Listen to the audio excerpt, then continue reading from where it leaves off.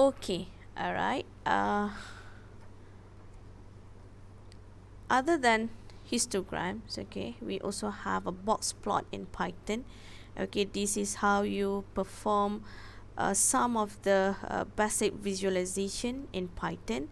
Okay, so the name another way is by using box plot. Okay, box plot is another common way to visualize a data sets. Okay, so a box plot is a standardized way of displaying the distributions of data based on a 5-number summary. It measures minimum value, first quartile, median, or second quartile, all right, third quartiles, and the maximum value. Okay, so an outliers is an extremely high or extremely low data value when compared with the rest of the data values. Okay, so when you see here, okay, when you see the figure here, so they will display to you.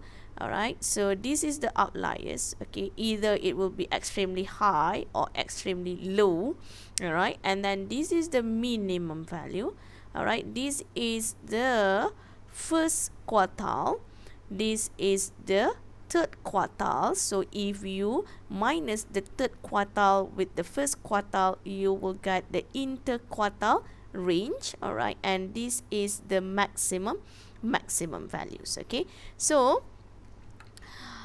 similar to histograms, okay, box plot should be used for moderate to large amounts of data, as the size of the box plot can vary significantly if the data size is too small. Although box plot is less detailed compared to histograms, actually it takes up less space, which is useful when comparing distribution between multiple groups of data sets. Okay, so in the example given here, the box plot is constructed based on the tip column. Okay, so it showed the minimum value is 1.0, the first quartile is 2.0, the median is 2.9, the third quartile is 3.6, and the maximum value is 10.